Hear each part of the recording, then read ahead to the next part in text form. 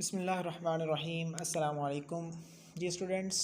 आज की इस वीडियो में हम ENG 201 का लेक्चर नंबर 18 देखेंगे और लेक्चर नंबर 18 में राइटिंग डायरेक्ट रिक्वेस्ट हमने कैसे राइट करनी है वो देखेंगे।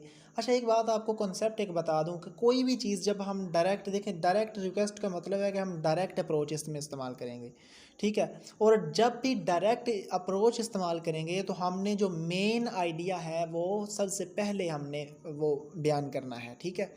तो ये बात आपने याद रखनी है।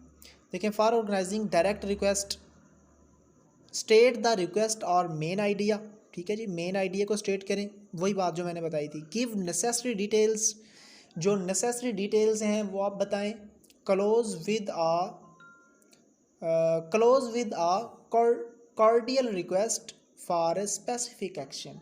तो ये चीज़ आपने जो इनका ख्याल रखना है और ये MCQs में आ जाता होता है, आपने इसलिए लिहाज से आपने देख लेना है।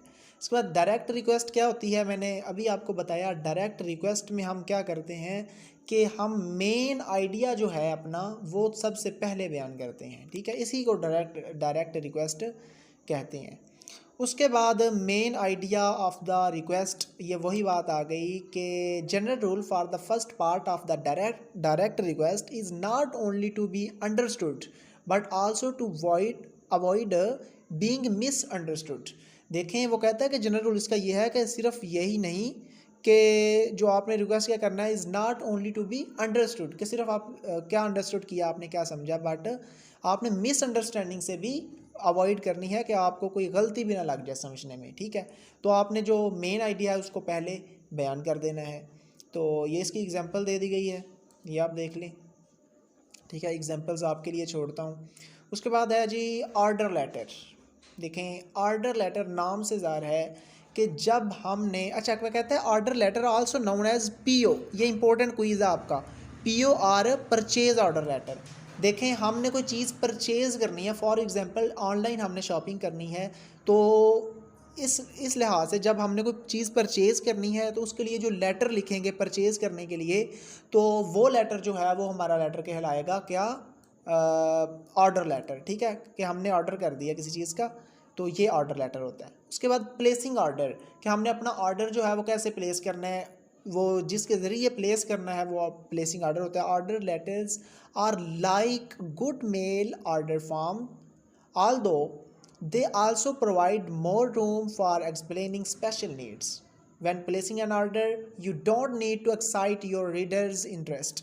अच्छा, वो कहता है कि आपने जब भी आपने ऑर्डर प्लेस करना है तो आप क्या करें, ईमेल के थ्रू कर सकते हैं या कोई भी लेटर आपने वैसे लिखना है तो वैसे लिख के कर सकते हैं, ठीक है। तो इस चीज़ को क्या कहते हैं, प्लेसिंग ऑर्डर, कि आपने ऑर्डर अपना प्लेस कर दिया, ऑर्डर कर दिया। कस्टमर सर्विसेज, ये इंपॉर्टेंट है ज़रा। कस्टमर सर्विसेज क्या होता है, इट इज़ द डिपार्टमेंट और फंक्शन ऑफ एन ऑर्गेनाइजेशन। ये किसी ऑर्गेनाइजेशन का एक ऐसा डिपार्टमेंट होता है दैट रिस्पॉन्ड्स, जो जिम्मेदार होता है, टू इंक्वायरीज और कंप्लेंट्स फ्रॉम कस्टमर्स और ऑर्गेनाइजेशंस। जो देखें, किसी ऑर्गेनाइजेशन में एक ऐसा डिपार्टमेंट जो कस्टमर की तरफ से कंप्लेंट्स वगैरह को मैनेज करता है उसको कस्टमर सर्विसेज कहते हैं, ठीक है। और कस्टमर सर्विसेज का काम क्या है, और ये क्या, ये टेलीफोन पर भी हो सकता है, ठीक है। कंप्लेंट टेलीफोन पर भी आ सकती है और वैसे भी आ सकती है, रिटर्न भी आ सकती है। अच्छा, तो ये तो हो गया कस्टमर सर्विसेज। अब नीचे इसी को हम देखते हैं, कहते हैं, ये देखें ज़रा, क्लेम क्या होता है और एडजस्टमेंट क्या होता है। क्लेम, देखें, अगर कोई चीज़ किसी कंपनी से ली है और उसकी वो चीज़ की जो गारंटी थी वो पूरी नहीं हुई, तो कस्टमर क्या करता है, कंप्लेन कर देता है। और वो कंप्लेन किसको करेगा, वो जो हम ऊपर पढ़ के आए हैं, कस्टमर सर्विसेज, ठीक है। कस्टमर सर्विस डिपार्टमेंट को कंप्लेन करेगा। कंप्लेन क्या होती है, लीगल डिमांड, ठीक है, बाय क्लेमेंट। क्लेमेंट की तरफ से एक लीगल डिमांड होती है जिसकी फॉर एग्जांपल गारंटी दी थी लेकिन वो चीज़ क्या हो गई है, ख़राब हो गई है, इस तरह से, तो ये क्लेम होता है, ठीक है। अब एडजस्टमेंट क्या होता है, उन क्लेम्स को मैनेज करना, ठीक है, उनको एडजस्टमेंट करना, उसको हम एडजस्टमेंट कहते हैं। और ये दोनों काम किसके हैं, क्लेम और एडजस्टमेंट। ये आपका क्वेश्चन भी बन सकता है। ये कस्टमर सर्विसेज के दोनों काम हैं, क्लेम हैंडल करना और एडजस्टमेंट करना। ठीक है, adjustment letter is letter in answer to complain letter. ठीक है, जो कंप्लेन आई है उसके आंसर में जो आप लेटर लिखेंगे उसको एडजस्टमेंट कहते हैं। इसके बाद आ जाता है क्रेडिट रिक्वेस्ट। देखें ये क्रेडिट रिक्वेस्ट ये फॉर क्रेडिट के लिए होती है। अगर आपने किसी से पेमेंट लेनी है, ठीक है, या अगर आप कोई चीज़ दे रहे हैं, आपने कोई चीज़ ली है तो आपने पेमेंट अगर करनी है वापस, ठीक है, या पेमेंट देनी है, तो उसके लिए जो आप रिक्वेस्ट करेंगे उसको क्रेडिट रिक्वेस्ट कहा जाता है।